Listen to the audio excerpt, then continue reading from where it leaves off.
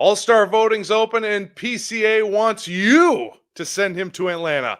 That and a whole lot more coming up on the Setup Man podcast right now.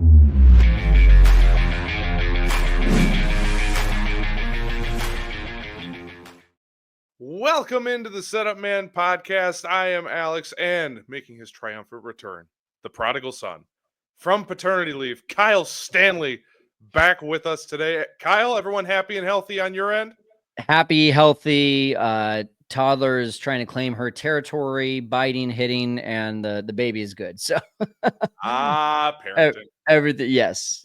It's been fun. If my energy is low and my knowledge of the Cubs seems a little bit off, now you have a reason why. I mean, I still watch a lot of Cubs games. I still watch the majority of Cubs games, but you'll know one day, Alex, when your attention is diverted and you're just trying to get your toddler to not knock over that lamp or not throw the baby out of the bath or into.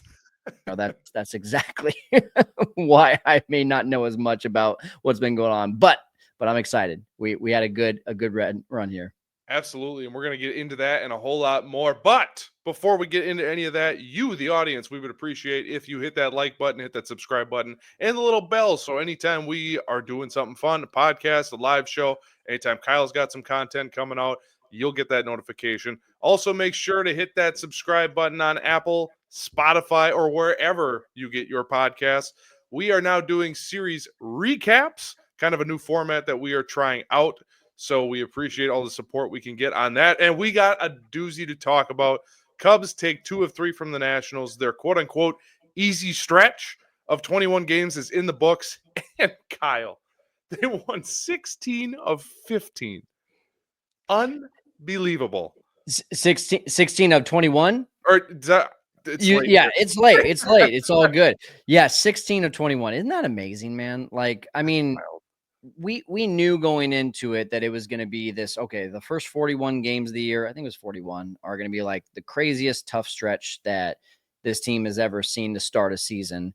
And then it was going to be this like 21 game stretch of, aside from the Reds, like, wow, it's time to take advantage. And I don't know, man, like I didn't expect 16 wins. Like if I would have been here and been like, oh yeah, 16 wins would be great, you would have been like, I don't care how bad some of these teams are. Like you got your head in the clouds. You're crazy, Kyle. The big thing to me, man, is like they won every series. 7 in a row. That's amazing. If you told me that, well, let me rephrase that. If I would have gone back to the beginning and said, if they win 6 out of the 7 series, I will be thrilled. Like you would expect. Like even winning against the Nationals are not a terrible team this year. In their ballpark, winning that series and the 2 games they won, just like killing it. The Reds, both the Reds series, even, a team like the White Sox might take a game from you, but they swept them. They swept the Rockies. They just took care of business, man. It was fun. Yeah. And this Nationals team specifically, every guy that was at the plate, I'm like, oh, I kind of like that guy. Oh, I kind of like that guy. James Wood, I voted good. 2 days in a row. James Wood is my 3rd outfielder for the All-Star game. Do you not think of Family Guy every time you hear his name? James Wood? Yeah, actually. Yes. Now that you say it, yes. Whoopie Scandy. Whoopie Scandy. Oh my God, we're going to have to do a bit with that someday. But yeah, it's just every guy I'm like, oh, Abrams, I like him. Wood, I like him. Yeah.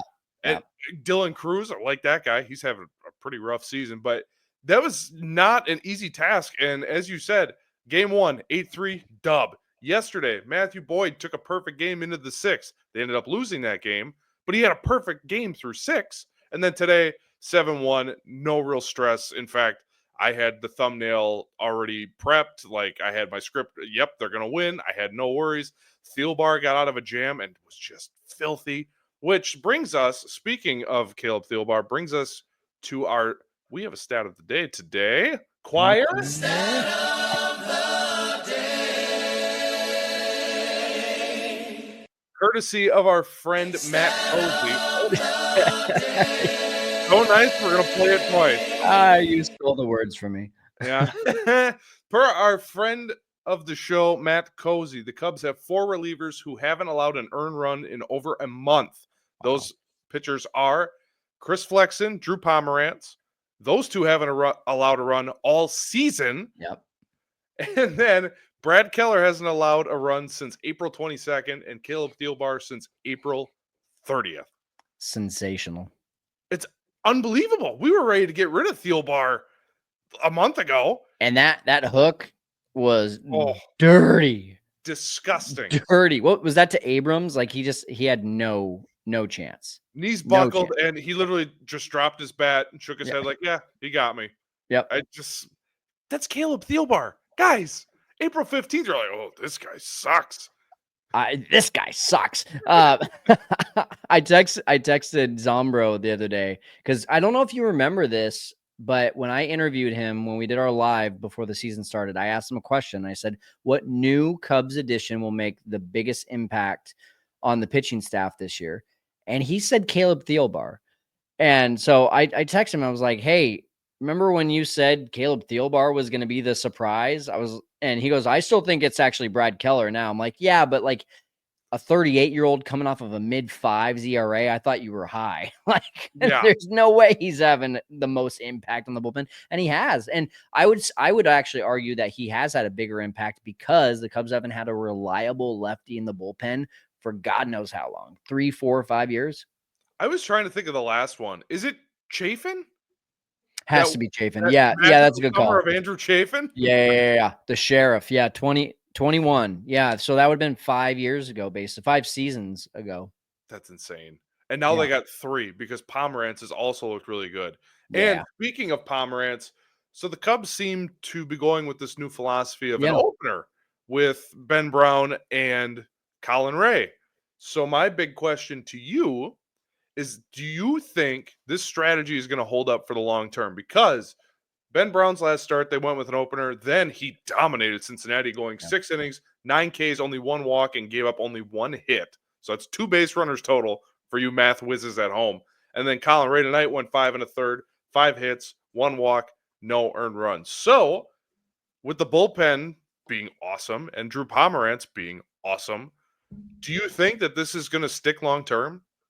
I do. I don't think there's going to be like consistency with it. I think it's going to be more along the lines of fixing guys. And that's exactly what they did with Ben Brown and with Colin Ray. Now, did it fix Colin Ray? I would argue no. Even though the stat line looked really good, 5 1/3, 5 hits, no earned runs, he didn't strike out a single guy.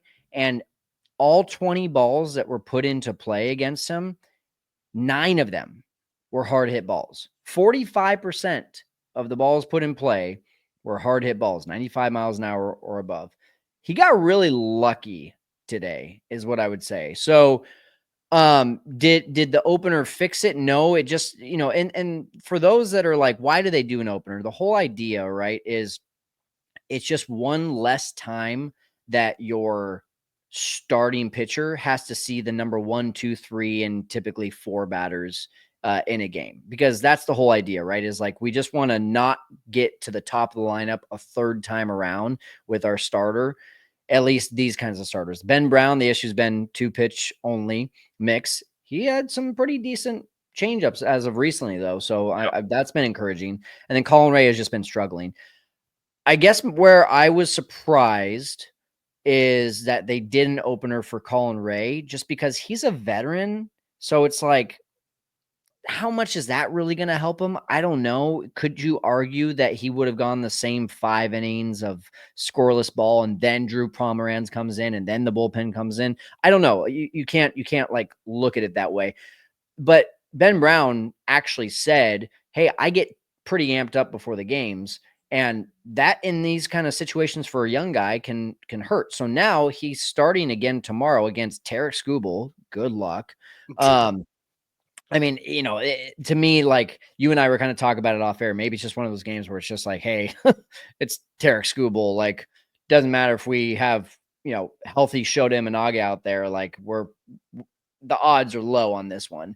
So I don't know. I don't know if that's the reason, but all I know is, like, it just makes more sense for an opener for Ben Brown, just because of the mental aspect, the fact that he's young, I would expect to see that going forward. I would expect to see it maybe even for Cade Horton at some point, just because he's probably going to go through some struggles. And the fact that you just are going to want to see those guys with limits on their innings and an opener, especially if they can be an efficient opener and maybe even go an inning and a third, an inning and 2/3. You start to talk about, hey, your quote unquote starter, the first guy out of relief, is going to go maybe 4 or 5 innings, not being put in a role of having to go 6 or 7. I rambled there, but I hope that that makes sense, because I think that that's the idea behind it, is it's just more of a way to fix guys. Well, and to put on my tinfoil hat here, do you think by them doing an opener with Colin Ray today, do you think that signals anything? Like, total conspiracy, does this make you think maybe they're losing just a little bit of confidence in what he can do? Because you're right. Today, he Yeah. got kind of lucky, and it's not like he's been tearing it up like he was in April. So, conspiracy-wise, Conspiracy Alex is like, maybe we're starting to lose a little confidence. Well, I think it's goes along. You're just saying to me the same thing I said, but with a conspiracy behind it. I think they're just like, hey, we're trying to fix you, and that means if we're trying to fix you, we have lost a little bit of confidence. So yeah, I agree. And I think Colin Ray, I'm not good with the graphs of like all the movement and how much depth the pitches are getting, but like when you look at his stuff, the first 4 or 5 starts, you were like, whoa, that's crisp. That's late movement. That's explosive movement.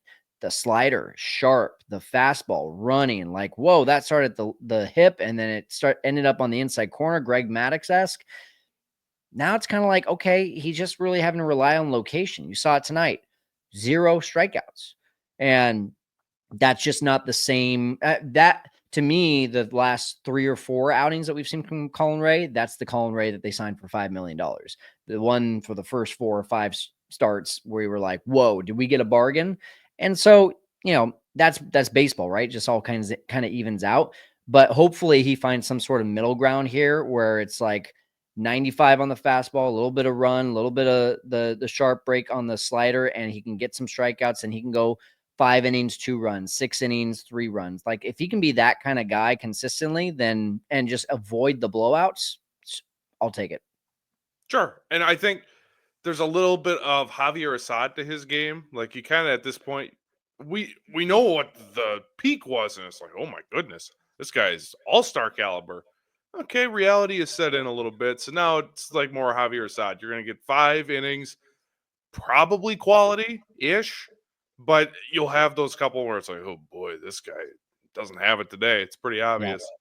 But I will say the only thing about Javier Assad is when he doesn't have it, he still finds a way to like go 4 2/3 and only allow like 2 runs, where like Colin That's Ray has true. had a couple outings where it's like 4 innings, 6 runs, right? And that just doesn't happen very much with Assad. But I see your point for sure. Yeah, just that back end quality is what I was getting at. Yeah. So this is more of a big picture question coming off of the last couple starts of Colin Ray. When Shota Imanaga comes back, let's call it 2 weeks from now, who are you kicking out of this rotation? Because at this point, I think it's got to be Colin Ray, but I think because of preserving arms and innings, Colin Ray threw 167 innings last year. I think Craig Counsell is going to lean more towards that's the guy that's going to eat innings up. And if he can be halfway decent, let's go for that.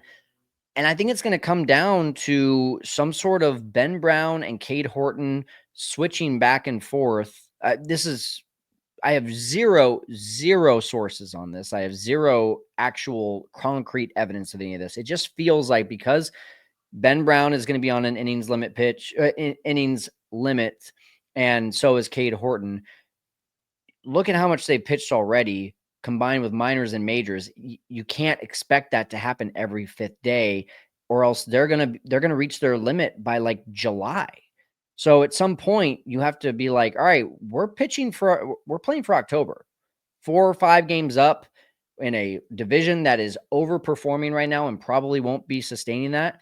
This team, if they keep on doing what they're doing, they're going to win this division by 10 games, knock on wood. And that's where you have to start thinking ahead. And that's what Craig Counsell is good at. And that's why I think we might look at some of the decisions in the next couple months and be like, why is Colin Ray still in the rotation? And Cade Horton's now in the bullpen as a swingman, and we're only seeing him every few days. It's that's what we need to start thinking as a championship potential team. I mean, it's crazy to think tied for first in the National League, I haven't looked in the last 24 hours, but maybe second in the National League. I mean, this is legitimate. The Mets won today. They're 1 or 2 or tied for first. This is a legitimate World Series potential team, especially with moves that are probably going to be made at the deadline. So wouldn't you just rather watch Ben Brown and Cade Horton save those innings and save those bullets for September and October? I would. I agree. And I just quick looked. It looks like percentage points after the Mets lost today. The Cubs are the best in the National League, which is a wild statement as we're sitting here on June 5th. It's great. It's fantastic. I thought this team would be good. I didn't think they'd be this good. Speaking of, I didn't expect them to be this good. Speaking of innings limits, Matthew Boyd, who once again spun a gem yesterday.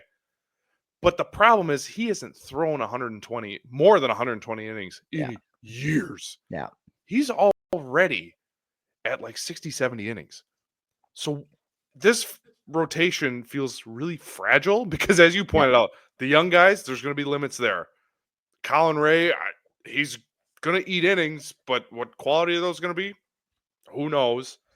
Yeah. And Matthew Boyd, who's been your ace so far, what do you do with this fragile rotation? Well, and I know Bleacher Nation had a article that came out recently that talked about the Cubs may be in the market for a starting pitcher sooner than you think. And I sure hope so. I think at this point, because of Justin Steele going down, because of Shota Imanaga, the silver lining, as you and Ty talked about, is that he's got some extra bullets because he hasn't been throwing by the time he gets back out there in middle of June for 6 weeks, which is great. But right now, this team, I don't care if Matthew Boyd has been pitching great. That doesn't make him an ace. If you can't rely on a pitcher to go 160, 170 innings in today's game, then you can have a sub 3 ERA, but you have to have the innings. You have to have the stopper opportunities every single fifth day, 30 starts, 5, 6, 7 innings every time. And Matthew Boyd at some point is going to get to that point where it's like, okay, he either lands on the IL for a little bit, or they're going to be like, hey, we got to save you for October too. And they got to go get someone. Like, they got to go get 2 guys. To me, they got to go get 2 guys. And it all comes down to these innings limits. And that's just the reality of the situation, Alex. No, you're right. And Justin Steele going down just every day looks larger and larger. Yeah. And I mean, the Shota injury, he's never had lower body issues, kind of a freak thing. Hopefully he comes back and is the same guy that we know and love. But there's just a lot of question marks around the rotation. But you know where there's not question marks? The bullpen? The bullpen, which stunning. But I want to give a shout out to the defense really quick. Especially tonight. So good. They were unbelievable. Their outfield, really? So Hap had an outfield assist, gunned a guy down at second. Kyle Tucker hosed the guy at second. PCA probably should have hosed the guy at second, but it was a good slide by Josh Bell. Credit to him.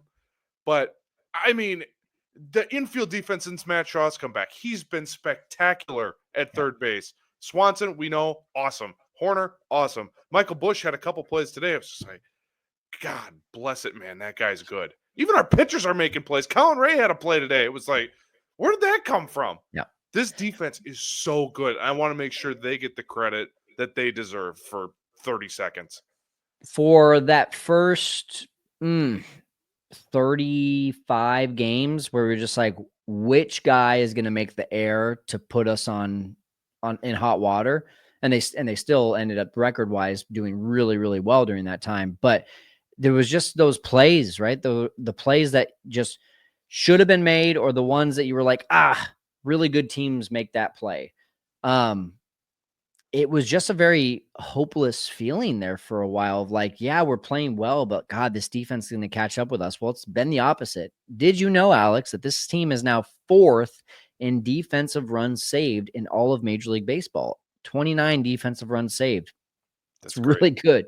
It's I saw really good. somewhere, and I wish I had the actual stat in front of me, but someone on Twitter had said something to the effect of Matt Shaw already has like the fourth most amount of defensive runs saved already, which I was at for third baseman, and I was like, wait, what?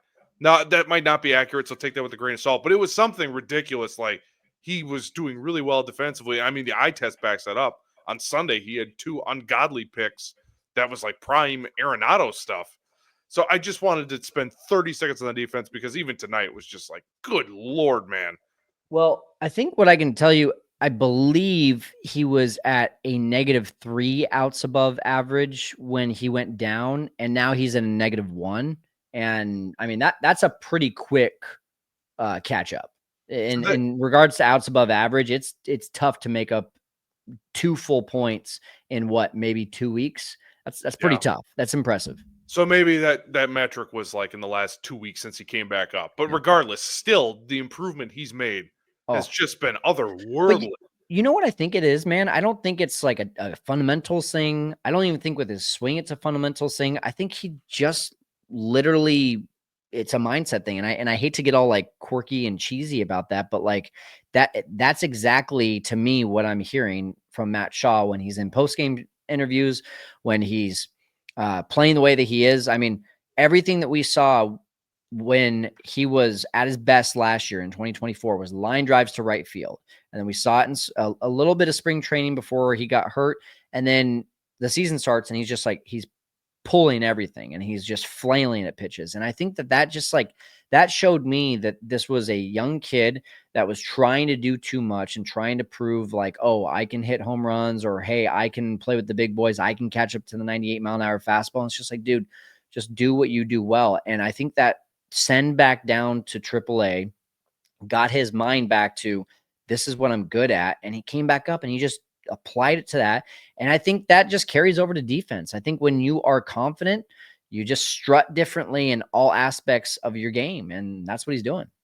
For sure. And another 3 hits tonight. He didn't have a hit yesterday, but then game 1 of the series had another hit. I mean, I think game 1 was the ringing double he had, which was like, that's the Matt Shaw I wanted to see. He still has, I mean, he's got enough speed where he can beat out some of these infield hits. There's still, I mean, this is nitpicky because he's been so good. It's like, could you hit the ball a little harder, please? I mean, he had a couple that like are right to the pitcher or slow rollers to third. It's like, oh, I know it's in there, man. So I just want to see a little more consistency, but you could see the confidence is there. He's playing with swag. And I didn't realize how fast he was. Oh, he's so fast. He's been making such a difference on the base paths. And that's another thing. I mean, I could keep shouting out things all day, but I mean, Justin Steele from his couch is like, this is the best base running team the Cubs have had. And I loved that tweet, by the way. He's been so good on Twitter lately. I have my alerts on for him now because it's like, hey, best outfield in baseball. Hey, best base running team. It's like, yeah, hell yeah, dude. They freaking are. They got the power, they got the speed, and as of today, they are the best in the National League. Boom, boom. And it's freaking awesome. All right. Anything else you wanted to touch on with this National Series specifically? No, I think we covered all of it. The one thing I'll just put a wrap on from this 21 game stretch is I have 2 takeaways. Number one is that from a Cubs standpoint, PCA, that was not just a random stretch of good games. He is like, he solidified to me by taking advantage of mediocre teams.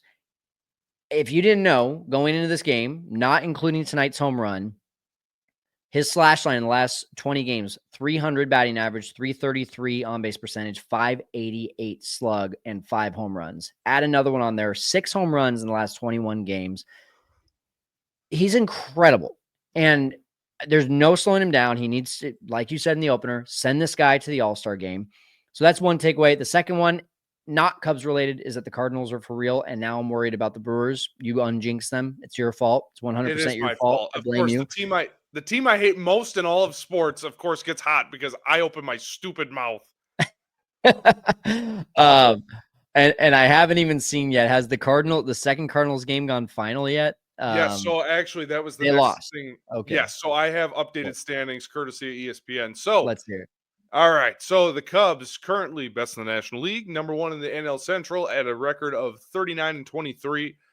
Behind them are the Cardinals, who lost game 2, so they are now 5 whole games back of the Chicago Cubs. Milwaukee in third place, they are 5.5 back with a record of 34-29. Cincinnati 30-33, 9.5 back, and then Pittsburgh 16 back. You don't care about the record, so I'm not even going to bother. But I mean, they have a comfortable lead, but I will tell you, folks, this June that they got coming up, it ain't easy. No. And we're going to get into the next series with Detroit, but let me just rattle off their schedule really quick. Detroit Detroit this weekend. Then you got 3 against the Phillies. Then you have 4 against Pittsburgh, because every series we play against Pittsburgh has to be a 4-gamer for whatever stupid reason. Then you have Milwaukee. Then you have Seattle. Then you have 4 with St. Louis, which is going to be the biggest series of at the year. St. Louis. At St. Louis. Then Houston to round out the month. That is a gauntlet. So as enjoyable as May was with all these under 500 teams, June is a gauntlet. So we are right back to the April-style schedule of every game in June really matters and is going to count for something, especially 3 series against division rivals that you are trying to beat. Yeah, I mean, this is exactly why we put so much emphasis on this 21-game stretch. Because if you went in there and you won 13 and you went 13-8 and you just had they had one game in this 21-game span that you were like, they should have won that game. And it was the game against the Marlins where they 0-2 with 2 outs, nobody on, with a 1-run lead in the 9th inning. And they lost the game. And that's the only one. That is such a different team than years past. Playing down the competition, blowing games against bad teams, making stupid mistakes. None of that was in our vocabulary aside from 1 inning against the Marlins. And even then, you have people who are like, oh, maybe Kyle Tucker should have caught that ball. So anyway, I go and say that because now in June, as you get back to this tougher schedule, if on this road trip, for example, you just won 2 out of 3 against the Nationals, if you lose 4 out of the next 6 and you go 4-5 on this road trip, it doesn't hurt as much. You're not, I think the biggest pivot for me, man, is I don't feel like we're a team that has to win on the margins anymore. I don't think that this is a team that has to be like, oh man, we're going to look back and we lost the division by 1 game. We're going to look back at games like this. And I don't feel like that anymore. I feel like this is a team that is going to lose games like yesterday, where it's like, hey, you just got completely outmatched by Mackenzie Gore. Tip your hat to him. Yep. But outside of that, this team is just proving that they have come to play in 2025. And I think by the end of the season, you're going to be saying like, wow, had we won 1 more game, we could have got to 100. That's the conversations I think we're going to be having in September. Yeah, and Matt Cozy, part of the stat of the day that from earlier, Cubs right now are on pace for 102 wins this year. Phenomenal, man. They won. What did they win? 103 in 2016? I believe so. Well, that's the other part that's so fascinating about this season is it's kind of like not a Suicide Squad like the movies where it's just kind of a bunch of pieces, because obviously they have their core group, but like Kyle Tucker might only be here for a year. Justin Steele goes down. So they're mishmashing this together. And yet every stat you hear, or all of our stat of the days, are like best since 2016 or best ever in Cubs history. There's so many stats like that out there. This team has got that magic dust, and that's what's made this really fun. And what's going to make this June, although it might be brutal, this weekend, I'm just hoping they win 1 game. So it's going to be that kind of June. But they are so good, even with mishmashing it together and relying on unreliable pitchers historically, not this season, but historically. It's unbelievable. And I know it's only June 5th, and I'm like flabbergasted, or at least it sounds like it. But it's just, sometimes you just have the magic, and this team seems to have the magic. But also don't listen to me because I'll jinx them, because I said the Brewers were dead in the water, and then they rattled off 7 in a row. So take that for what it's worth. Let's keep it. Oh, I'm all emotional and choked up now. Excuse me for that. All right. There was some news and notes that came out of today in Cubs land and in baseball. We'll get to that in a second. But for the Cubs, Tyson Miller, who had been rehabbing and trying to get right to AAA, got right, was activated from the IL to immediately be DFA'd. And if you don't know what that means, it means designated for assignment, which is basically an outright release. They have the ability to trade him or sign him back. But for the most part, Tyson Miller won't be back unless he signs back. I got to imagine that's going to turn into a trade. Like they're going to get cash considerations or they're going to get a minor leaguer or something for that. He's got value. He was really good last year. I know his spring was kind of he'll get picked up. There's no way that guy doesn't get picked up. Yeah. So keep a lookout for a trade. What is it? They have like 10 days or something. It's some sort of specific time. I think it's only 3. Oh. Yeah. Maybe I'm thinking of something else. Well, either way, I could be wrong. Keep your eyes peeled for a potential Tyson Miller deal because at the moment he's no longer a Cub. Speaking of, well, actually, no, this is a former Cardinal that's joining the Cubs. Cubs reportedly are signing Cardinals right-handed pitcher Jake Woodford. I didn't know who this was, so I'm going to let Brett Taylor at Bleacher Nation. This is a segment I call reading, as I'm going to read to you from Bleacher Nation. So Woodford, pretty successful swing guy with the Cardinals in 21 and 22, but things went off the rails in 23. He was back to starting full-time in the upper minors in 24. Mixed results. That left him to sign a minor league deal with the Yankees earlier this year, where, as Brett says, mixed results with the Yankees. So take it for what it's worth. It's another depth option at AAA. Will he make an impact? Who knows? I would not bet on that. We got the wrong Wood. It's supposed to be Brandon Woodruff. That's who we were supposed to get. No kidding. And oh yeah, I suppose the Brewers are probably expecting him back at some point in the next couple months here too. I kind of forgot about him. Yeah, but just one more reason to just roll your eyes at the Brewers. Anyway, the biggest story from baseball today. Yeah. Baseball, Major League Baseball in 2026, as soon as opening day, will have an automated strike zone. What does that mean? Well, if you watch spring training, batters or pitchers have the ability to challenge balls and strikes. It's a quick thing. They show it on the video board. It's like in tennis, how when the ball hits in a certain spot, tennis players can challenge, okay, it was in, it was out. Same idea with the automated strike zone. So the batters can tap their helmet or the pitchers can tap their head, and then they review it to go over balls and strikes. Now, I have a question for you, Kyle, because this seems to be the biggest complaint among baseball players. We don't want the automated strike zone because it takes away the human element. What are your thoughts on that? Because I have some pretty strong opinions here. Yeah, so my emotional baseball heart is right there with those people that say that. But my brain of 2025 and the world that we live in with the technology that we have, with how much the game has already changed with replay and the time clock. And I just think of Galarraga having that perfect game taken away from him on a very, I just think about those things, those crushing, soul crushing things that everyone looks at. And all the umpires look at each other and say, like, yeah, got that one wrong, but I have to stick with my gut because for some reason umpires can't change their minds, which to me still blows my mind to this day. I just think that, this is going to hold umpires accountable a lot more than people are maybe thinking. Because, I mean, at the end of the day, a lot of people want robot umpires. That's not what this is. This is not a robot umpire. This is umpires will be held accountable. They will have checks and balances now because when they don't get their right, they are going to get embarrassed in front of 40,000 fans.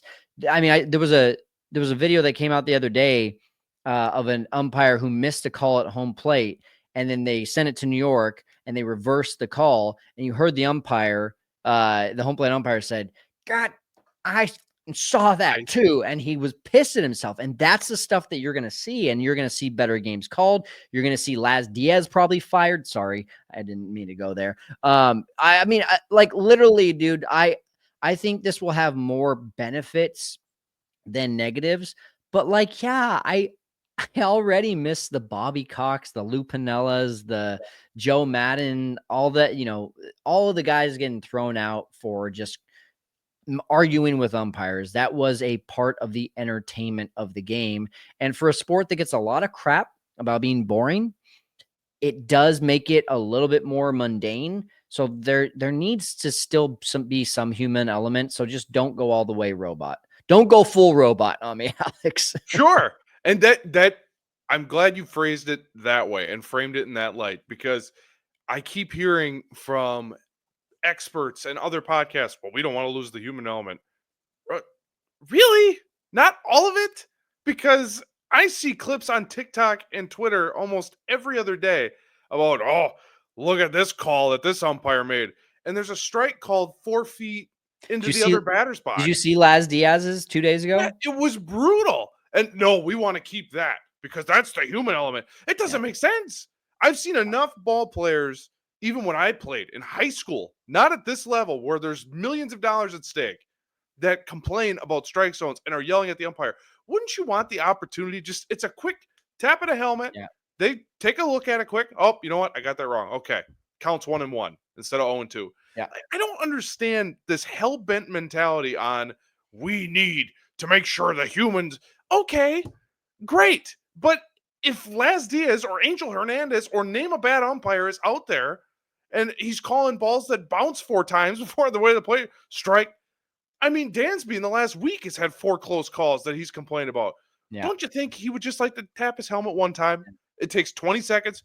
Yep, we got it wrong. That's a ball. You're right, Dansby. Or actually, Dansby, you're wrong. That's strike 3. Go sit down. It just, I think it's going to make the game so much better. And yes, I do get the point of view of, well, you don't get managers to be extra fiery. Well, to tell you the truth, our manager isn't fiery anyway, so that doesn't really affect me, the Cubs fan. Cubs games, no. I think I think where I just came from on that is like, if you want new viewers, like entertainment is and fast moving, and we made the games faster, which has attracted more viewers. Not more viewers, more audience there in the games. The most tickets ever was sold last year. I think it was like 71 million across all of MLB. So these faster games work. I just don't want to miss the entertainment. So, I think about like just little things that that we don't see in the game anymore. Like Hawk Harrelson losing his mind on a double play at first base that's called a double play, but really he's safe. Just that stuff. I mean, we still see like these random calls. We saw it a lot last year with the infield interference, and like one of the games, actually, I think it was a White Sox game, ended on that infield interference, and you lose your minds and that kind of stuff. So there's still those things. It's just barking at the umpire from the dugout, getting tossed. Dustin Kelly, he did that this last year or earlier this year against the Pirates, and the Cubs went ahead and won that game. And a lot of it, you could look back and say, wow, well, they started getting a lot of calls because of what Dustin Kelly said. And I don't know. I think it's one of those things that we're going to see play out, but I just don't think you can live in 2025 with the technology that we have and not use it. I 1,000% agree. And just before I forget, I was listening to David Kaplan's radio show, Cap and Jay Hood. I believe that was Wednesday, so yesterday. And he was talking about the ratings across the board are up for baseball like a drastic amount. I think MLB TV was like 27%, 30%, something like that. I don't have the numbers off the top of my head. But, I mean, baseball is regrowing, if that's how we want to phrase it. So I do think that superstars are drawing that attention back. And I do think the pitch clock has been massive because now, I mean, I think the game tonight was 2.5 hours. Most baseball games now, instead of 3.5, 4 hours, it's like 2.5. That's what an NBA game is. Nice. And with the technology too. Now, I think sometimes football, basketball, when they do replays, it's excessive. It takes too long. Like, I get that. But this isn't that. This is just a quick check. So, and before we wrap this up, I do want to get your opinion on which do you think, for the future of the game, for growth of the game, which do you think is going to have a bigger impact on that growing audience? Do you think it's the pitch clock, or do you think it's going to be this automated strike zone? Automated strike zone. Really? Yeah. Okay. Oh, yeah. You're when you say biggest impact on what I'm specific? so yeah, let me rephrase that. So biggest impact on the future of the sport and the growth of the audience. Now that the audience is kind of coming back after dipping Got for a it. little bit. Positive growth, the pitch clock. Oh gosh, yeah. Okay, now that you phrase it like that, I do think the pitch clock. I Uh, that's why when you yeah. said the other way, but I phrased it Yeah, poorly. sorry, misunderstood. Again, my brain is working off like 4 hours of sleep. Well, I probably Um, phrased it wrong, but yeah. yes. No, I but I just, we give Rob Manfred a lot of crap, and as we should, because he's not honestly all that great, but it's the progressive stuff like this that I really do appreciate about him more than other commissioners. Um, and I just hope that we will continue to use the technology that we have, but we don't just turn it into like an AI generated bunch of people besides the 9 players on the field. That's just my only hope. I 1,000% agree. I'm not Yeah. saying that Jim Lee or not Jim Leland. Who am I thinking of? That I was thinking of the big umpire. He's a country star. What the heck's Oh, his name? Joe West. Joe West. Thank Yeah. you. I mean, I still want to see Joe West standing there, but if we have the ability to get it right instead of just being right, Yeah. if that makes sense, like don't just be right, get it right, Yeah. especially when it comes to playoffs or really important divisional games.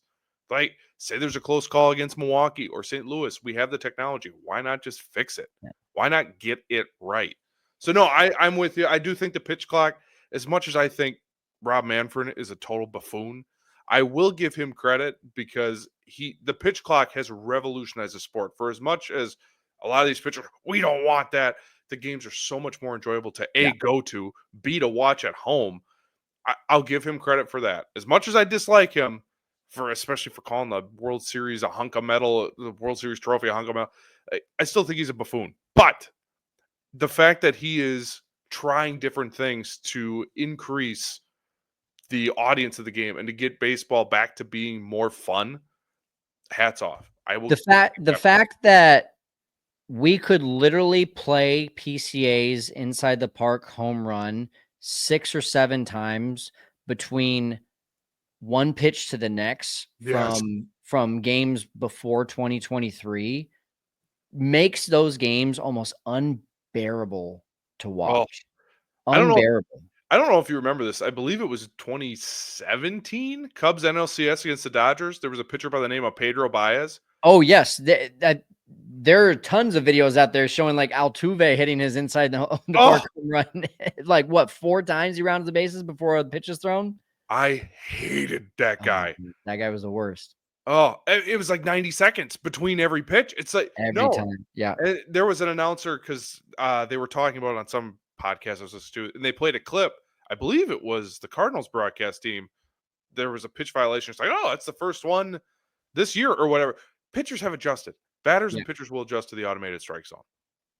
Yep. I'm not overly concerned. So these baseball purists, relax. Everyone will adjust, and it'll be the game will be better for it. But we've been on for 43 minutes now, so let's get to our series preview here just very quickly. So tomorrow, folks, I wouldn't expect to win tomorrow. The best pitcher on planet Earth will be pitching against Cubs tomorrow. That would be Tarek Skubal. Wonder what the line is on that one. I I could probably look it up quick as I'll I'm put rambling. $5 on the Cubs. They're probably massive underdogs. But Skubal on the year 5-2 with a 2.26 ERA and 75 and 2/3 innings pitched, 99 Ks, and for a pitcher this early in the season, a 2.6 WAR, which is that's according to Baseball Reference, Good. just Good. insane. I mean, he's a video game, and we're sending out as a counter Ben Brown, who's been a bit of a roller coaster, 3-3 with a 5.72 ERA. So, folks, I wouldn't expect tomorrow to be the most fun watch. Did you see how fast that final pitch of his complete game shutout was? I didn't. I had heard about it, but I don't think I actually watched it. 103 miles an hour. Apparently, it is the fastest by a starter ever. I don't know where I heard that from. I don't know if that's true, but my goodness. Outrageous. 103 on your final pitch of a 13K performance under 100 pitches, by the way. Like, I don't know. I mean, that might be right next to, they're going to play every single year the Kerry Wood 20 strikeout game, and then they're going to play the Tarek Skubal under 100 pitch, 13 strikeout, ending with a 103 mile an hour game right after that. That one goes down in the books. He's unbelievable. So the Cubs got their work cut out for him, and I just looked up the line. So this is according to Action Sports Network. Cubs plus 172. That's not bad. That's better odds than I thought it was going to be. Yeah.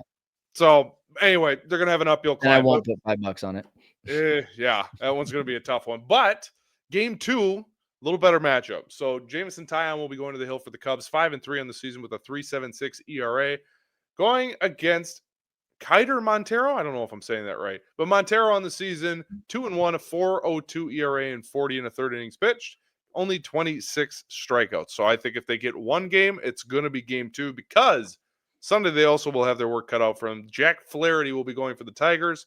He is 4-6 on the season with a 3.72 ERA and 65 and a third innings pitched. And the Cubs will be countering with Cade Horton, who is 3-0 on the season with a 3.51 ERA. So, Cubs got their work cut out for them. So Kyle, what's the goal for this weekend? For me, it's win 1. I'll be all right. Win 1. That's the goal. What I'll be watching for is the Bayz and PCA matchups. Matchups meaning just like who's gonna show who is boss. I mean, literally, this is what everyone has been posting about on YouTube and talking about all year long. How, wow, the Mets got screwed on that Javier Bayz trade, and then the Tigers got screwed by signing Bayz, and so like Bayz having a decent year. He's not having a great year by any means. He's not going to be an all-star or anything, but he's got a 734 OPS. The first time he's been even serviceable. But PCA's having a MVP type of season. Irony tells me that Bayz will hit 4 home runs and PCA will go 0 for 12. And then my optimistic side says it's the opposite. And then it will be even more ironic if they both go hitless for this entire series. No kidding. And this is just a personal gripe. Can we stop revisiting these trades? Because nobody knows. Fernando Tatis went from the White Sox to the Padres for James Shields. No one knew who Fernando Tatis Jr. was until he broke out. Like, let's just, the Mets got screwed. You know what they needed? They needed Javier Bayz when they traded for him. PCA was hurt when they traded him. They had no idea what they had. I'm assuming if PCA played for them, they would have been like, we're going to keep this guy. So it's just, and Marquis, all weekend, and I'm already tired of it. Marquis only going to talk about that for 3 straight days. Actually, not tomorrow because they're on Apple TV tomorrow. But it's just, I'm already sick of the conversation. Gotta give the people what they want, Alex. Is it? Maybe I'm just a bitter 30-year-old now. It doesn't make a difference to me, because guess what? If the Cubs have to go get a Sandy Alcantara or a whoever, and they trade Moises Ballesteros, guess what? We need a pitcher. I don't care who they give up. We need a pitcher. I'm not worried about 2030. I'm worried about 2025. Those conversations drive me insane. But Alex, I want to win the World Series this year, and I want to keep all of the prospects, all of them. And I want them to all be amazing, and I want to win the World Series year after year, again and again and again, because we get to keep everyone. Well, if it's and buts were candies and nuts, like, I don't know what to tell you. Like, God, that's just my personal beef with, and not even Marquis. Everybody does it. I had MLB Central on today, and they were talking about it's just, you don't know what you're trading because nobody knows. The prospects for a reason. Anyway, end of rant. Thanks for joining my TED Talk. That's going to do it for Kyle and I on that happy note. Thank you for watching on YouTube. Make sure before you leave, hit that like and subscribe buttons and the little bell so you get alerts whenever we put fun stuff out on the YouTube channel. And as far as the audio audience, make sure you hit that subscribe button on Apple Podcasts, on Spotify, or wherever you get your podcast. Tough weekend coming up for the Cubbies. Actually, Ty will be with me on Sunday night to recap the Detroit series. Hopefully good results. But for Kyle, I'm Alex. We are going to go put our arms on ice.